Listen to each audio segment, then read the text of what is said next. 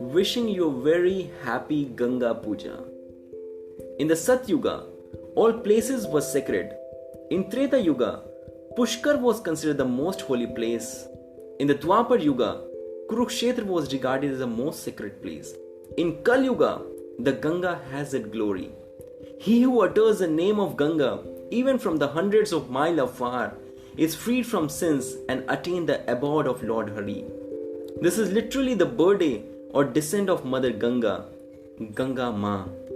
According to the Agni Puran and Padma Puran, the Ganga descended to the earth on Ganga Dashera day. Lord Krishna says in Gita, I am the Ganga among the rivers. The 7 ways of worshipping the Ganga are by calling out her name, O Ganga, having darshan of her, by touching her water, by worshipping and bathing, by standing in the water of the river, and by carrying clay dug out of the river Ganga. The water of the Ganges are always carrying the flavor of Tulsi offered at the lotus feet of Sri Krishna, and as such, the water of the Ganges are ever flowing, spreading the glories of Lord Krishna. Wherever the water of the Ganges are flowing, all will be sanctified, both externally and internally. Thousands of years ago, during a time of conflict between the demigods and the demons, the demigod were forced to retreat as the demons rained terror onto the heaven and its inhabitant.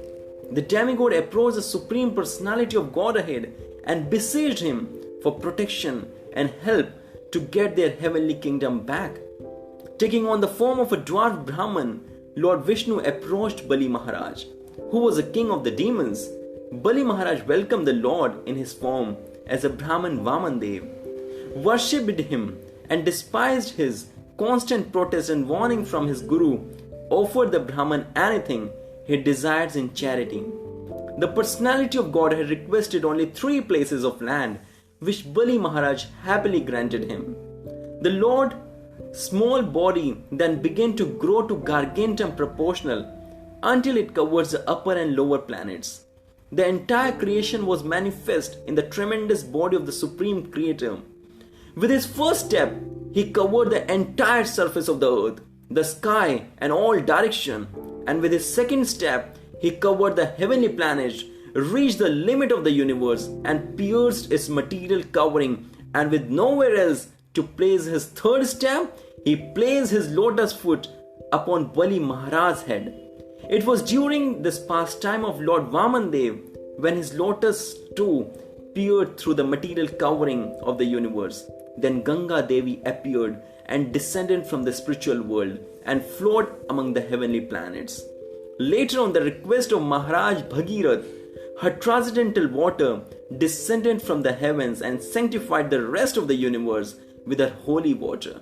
Flowing from the highest planet in the material world down to the lowest, today, hundreds of years later, people from all over the world travel to India, get the blessings of Sri Ganga Devi, who is also known as the Ganges river. The water of the Ganges is called Patit Pavani, the deliverer of all sinful living beings. It's proven fact that a person who regularly bathes in the Ganges is purified both externally and internally. Externally, his body became immune to all kinds of diseases, and internally, he gradually develops a devotional attitude towards the Supreme Personality of Godhead. The purifying properties of the Ganges water are not only acknowledged in the Vedas but also by the modern science. In 1896, the British bacteriologist Ernest Hanbury Henkin published a paper in which he describes the extraordinary antibacterial property of the water from the Ganges and Yamuna river. Ganga Devi water are called the Chanamrit, or the divine ambrosial water that washes the lotus feet of the Supreme Personality of Godhead. So her ability to purify all living beings is natural. Although her mercy is available wherever she flows, from the heavenly planet down to the lowest region of the universe. Thank you.